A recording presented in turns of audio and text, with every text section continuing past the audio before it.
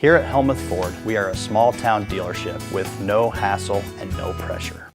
Hi, this is Stacy from Shuttler Insurance Services. Come see me on the east side of the square in Sigourney for all your insurance needs. Bras for a Cause 2025 is Saturday, April 12th at the Carl Craft Civic Center in Hedrick. Dinner is provided by Bubba-Q's at 4:30. There's a free will donation, plus a silent auction from 4:30 to 9 p.m. And of course, the live bra auction starts at 6 p.m., modeling by the Hedrick Volunteer Firemen. All proceeds to benefit our local communities. For more information about Bras for a Cause 2025, contact Lori Hornback at 641-777-4252. Get ready because Tyler Richardson and the High Bank Boys are coming to Sigourney on Saturday, April 26th at Enchanted Events, 20595 255th Street, just south of Sigourney. Order your tickets online by going to enchantedeventsvenue.com or find the Enchanted Events Facebook page for the ticket links. There are 3 different ticket options: general admission, VIP, or reserve. Doors open at 7 and the cash bar and band starts at 8. It's Tyler Richardson and the High Bank Boys, Saturday, April 26th at Enchanted Events, just south of Sigourney. Welcome back to the show. Welcome back to the show.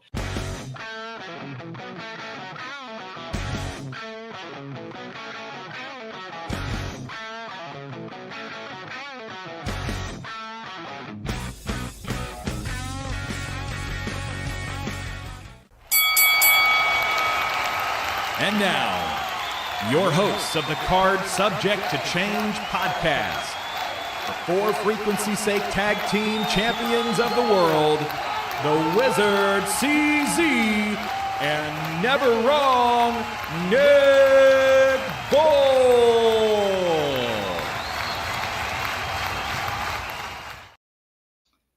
Hello, everyone, and welcome back to another exciting edition of the Card Subject to Change podcast, the podcast by the fan for the fan. Welcome to our little corner of the wrestling world. We could not do this without our sponsors, and I'm going to rattle those guys off real quick. We are here at Card Subject to Change. We're powered by Lopez Pizza, built by Durham Remodeling, colored by Ryan Allison, tattoo and protected by Jared Zook of Country Financial. So glad you're joining us. Welcome to episode 183 of the Card Subject to Change podcast. I am your host, Never Wrong Nick Bull. So glad you're here. So glad you found us. So glad we're settled in here for another hour or so of talking wrestling with somebody new. We got a first-time guest in the studio today. But before we get to the guest, we got some stuff to take care of. And before we take care of stuff, I got to tag in my partner here. I have talked a little bit too much already.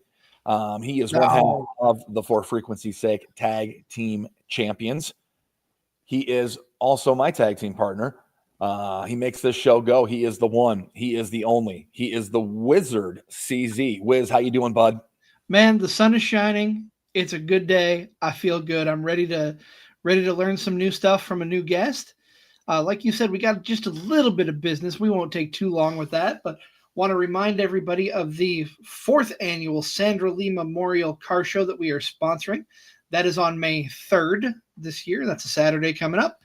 And the winner of the wrestlers who are there get to pick the winner of this beautiful belt that we are a part of. Our logo right there, front and center on the side plate, Nick. And that's just awesome, isn't it? Yeah, pretty cool to have a podcast. Pretty cool to have a cool logo. Pretty cool to see that logo on a side plate of a championship belt or on a ring apron, like up at Absolute Pro Wrestling. But really freaking cool to see your logo kind of up there in the lights for everyone to see. And those who made this belt did a tremendous job. We want to thank Ricky Lee, who is in charge of the Sandra Lee Memorial Car Show, for getting this picture to us, giving us a little peek behind the curtain, so to speak, if you will.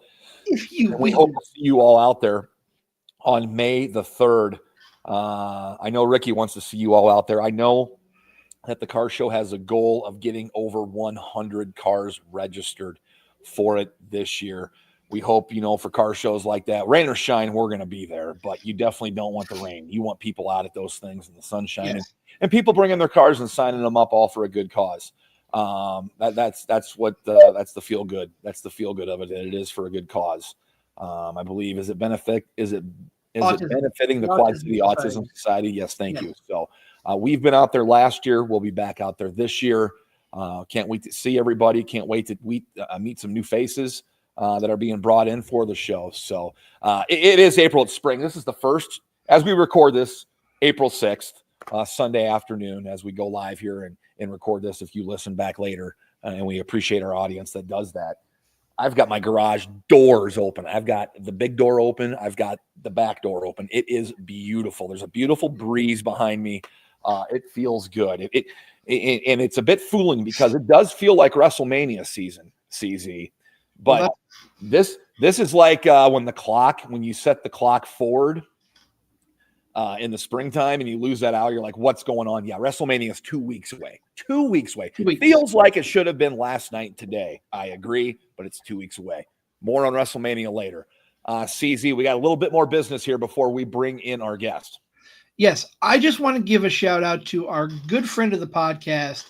Love him. He hypes us up. We hype him up as much as we can. Mr. Jared Thumb, last night at SCW Pro, a 2-time tag team champion with his partner Jared Thumb. With JP Finger. Jared is who we're talking about. There's my brain. Yep. Jared, congratulations. That's awesome. We love it. Also, the current Central Empire Wrestling champion, which they've got a show coming up on May 17th. If you're not going to, if you need to be there for that for sure. So absolutely. But without further ado, we need to bring in our guest. I'm excited. This is a gentleman that I met through the Joe Monroe Show. I was privileged to be on the first episode of his return to the podcast business. He is the leader of Cult X, and we are drinking the Kool-Aid today. Welcome in the mad scientist, Shane Timmons. Shane, how are you today, sir? Gentlemen, how we doing today? I'm doing well. Thank you, guys. Doing great. The sun's shining. We're upright, and we're here to talk wrestling. So amen.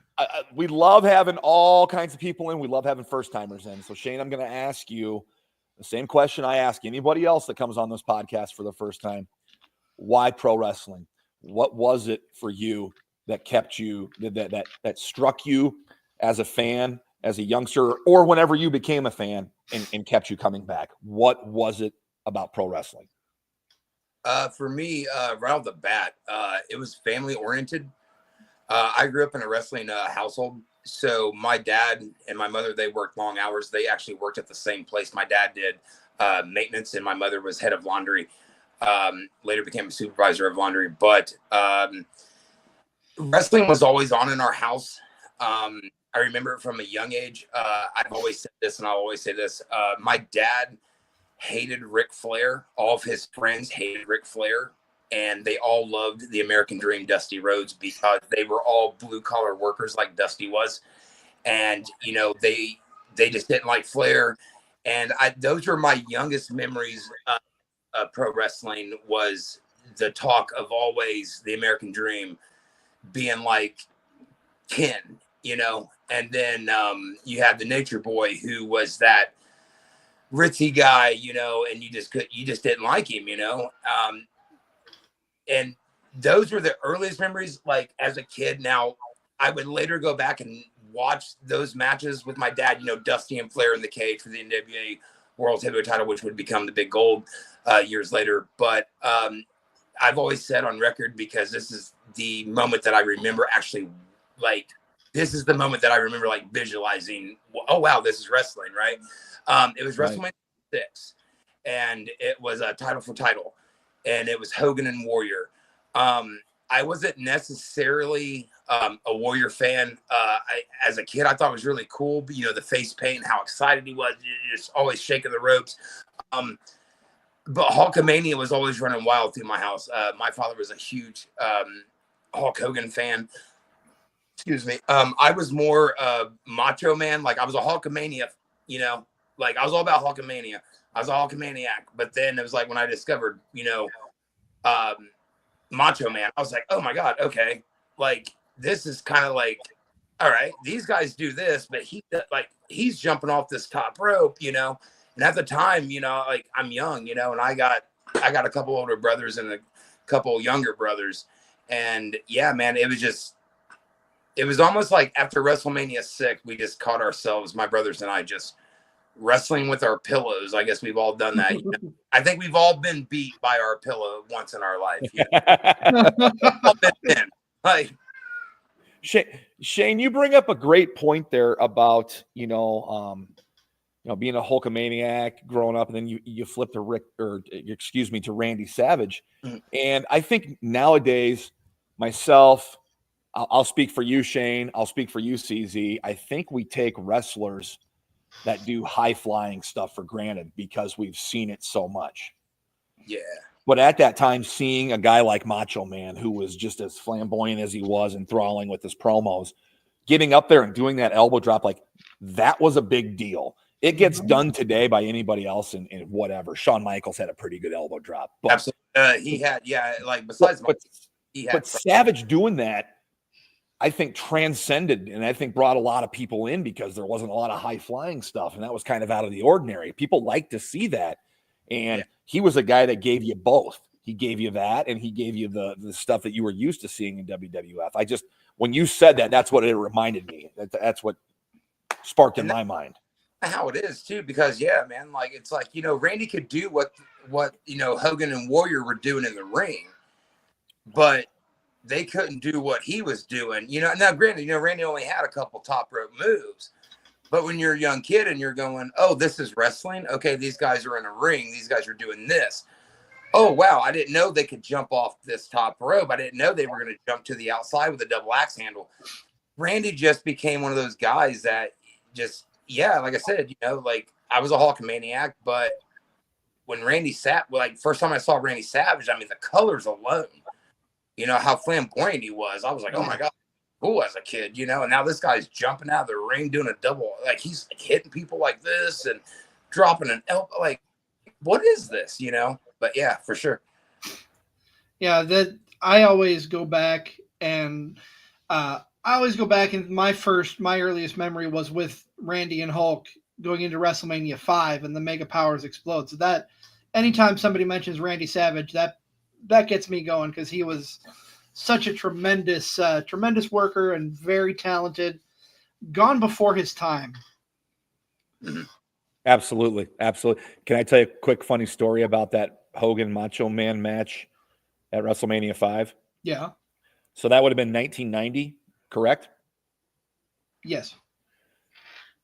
I was 8, gonna be 9, and I didn't watch it. My parents, we didn't get pay-per-views back in the day like that. So I remember we were calling like the radio station to see if they knew who won the Hulk Hogan and Macho Man match. Like I didn't have cable. I didn't know. I wouldn't know essentially until the following Sunday on wrestling. So I remember calling the radio station and seeing who won that match. And like, if kids heard that today, they'd be like, "What are you doing? A radio station?" But back then, you did what you could to get results.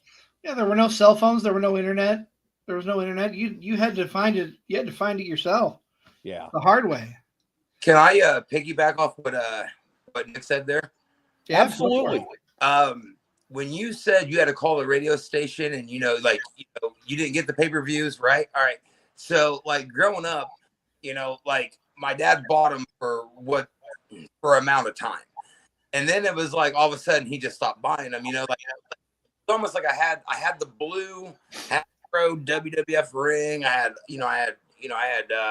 Earthquake and Typhoon and Yokozuna and then the Rockers, and man, I was creating my own matches, and I'm excited for Survivor Series. For getting Survivor Series and getting SummerSlam. Then all of a sudden it was like, man, these pay-per-views kind of stopped.